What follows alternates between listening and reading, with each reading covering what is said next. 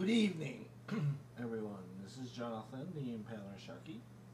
Hoping you had a great day today, a very non-stressful day. It's Friday, June 7th already.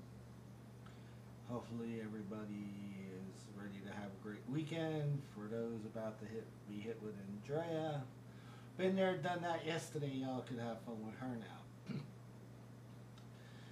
Speaking of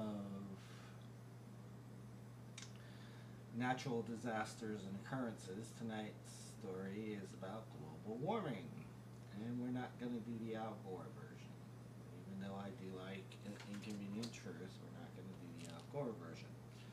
But before I get going on tonight's topic, I can't believe it, but weeks only before his 30th wedding anniversary, Vladimir Putin has announced that he is divorcing his wife. That's right. Vladimir Putin is divorcing his wife. Let me see if I can quickly find the story. It was on. Also, today is National Donut Day, by the way. Okay, let's see.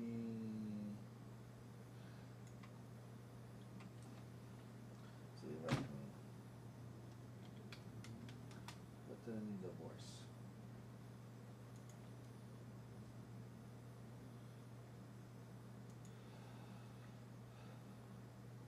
Putin's divorce breaks long taboo in Russian politics. Leaders keep personal lives private. Moscow, from today.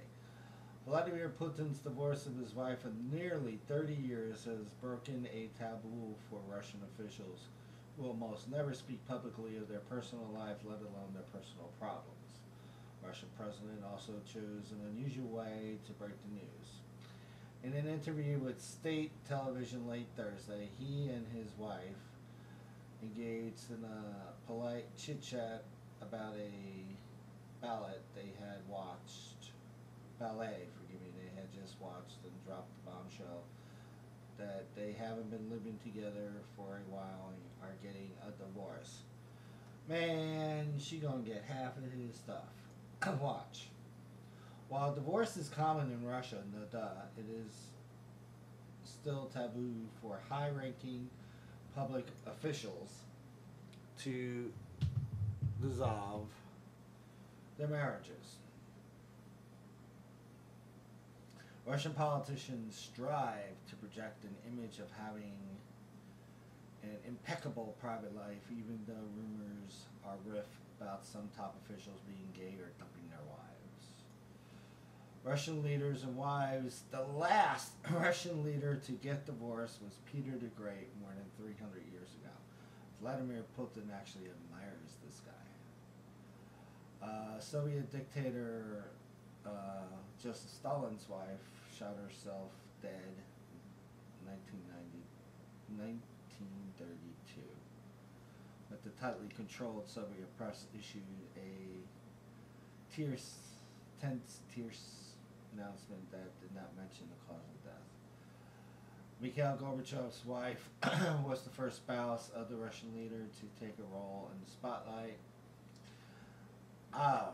This is just stupidity on his part. I'm seriously questioning, Putin's intelligence and his morality, to say the least. I think the boy gotta go. I'm admiring him less and less and less now. Tonight's video, 12-minute video, is The Truth About Global Warming, Science and Distortion by a Stephen Henry Schneider, February 11th, 1945 to July 19, 2010. What I will say about Al Gore and An Inconvenient Truth was a lot of the stuff that he predicted in 2005 transpired over the last couple of years. The droughts, the crazy weather.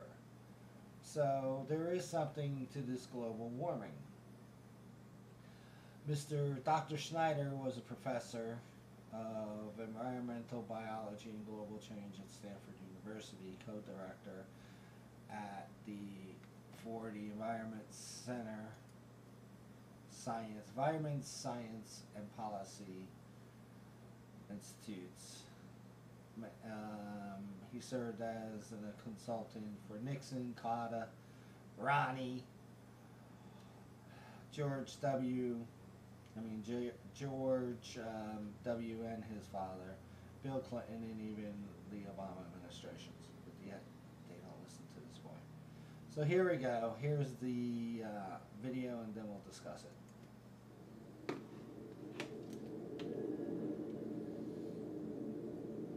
Climate One.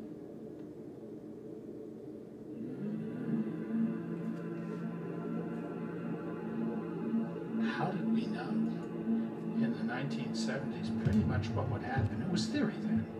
And since then, nature's been cooperating with theory, but we kind of knew what was going to happen. You couldn't add 4 watts of energy over every square meter and have nothing happen. The scientific consensus that CO2 will build up and will be a potential problem is very large. But a scientific consensus on precisely how influential will be in 10 years and 20 years, what areas climates will get better, what areas will get worse, this is where the controversy comes in. We also knew that you had to stop using the atmosphere as an unpriced sewer to dump your smokestack and tailpipe waste and your land use change interactions. All of that was known. It was not just in the club of 100 left-brain people. We testified to Congress, we talked to ministers, there were national and international meetings. It was out there. Some of the things we're doing ourselves are accelerating the process. Our fossil fuel burning, coal, oil, gasoline, natural gas, is a very big contributor to the current greenhouse effect, pouring out not only vast quantities of carbon dioxide, but other gases like carbon monoxide and nitrous oxide.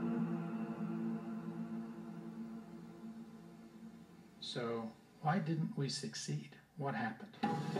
Climate science is a system science. It's like trying to understand your body, or trying to figure out something with cancer, or how is the educational system going to work most effectively, and how are we going to do security. Every one of these complex systems problems has multiple components. And when you break them down, what you find out is rarely do we know everything, and rarely do we know nothing. So we have to break system science into the well-established components, which are settled. I'll tell you a few. Into competing explanations where our work has been able to get us to winnow it down to 2 or 3 possibilities. Here's where the disconnect comes along. Special interests will grab what's convenient for their ideology or their position. So what you end up with is you end up with a cacophony typically of people selecting stuff out of context, and then you end up with the end of the world versus good for you. Carbon dioxide is natural. Carbon dioxide is what plants eat. It is a part of the regular life cycle of Earth. There's absolutely no point in trying to control the emission of greenhouse gases. Life on planet Earth can't even exist without carbon dioxide. Insect-borne diseases such as malaria will explode.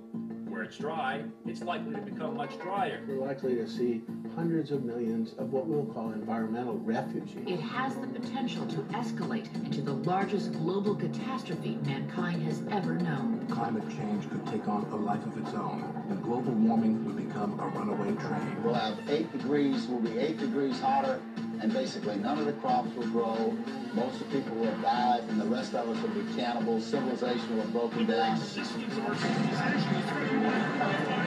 Threat to life as we know it. I'll confess my prejudice. The end of the world and good for you are the 2 lowest probability outcomes. What we are looking at is a multiple range of potential outcomes, and what systems scientists do is they winnow out the relative likelihood of these multiple outcomes. So if you try to cover it as a yes or no, and you go out there and you take a 200 scientist report like the Intergovernmental Panel on Climate Change, it goes through 3 years of writing, 2 rounds of reviews, 1,000 review comments on every chapter, and then 2 petroleum geologists, who are special interest in finding oil, paid by you-know-which oil company because they have PhDs and given equal status in a story or on television. You see, we get a little mad about that, and we call that utter distortion, and they say, oh no, that's balance. It is not balance, it is utter distortion, because they are not reporting the relative credibility of the multiple positions, and it means that you're leaving it up to the public and the political world to figure that out for themselves. They're capable of it, but they rarely do it.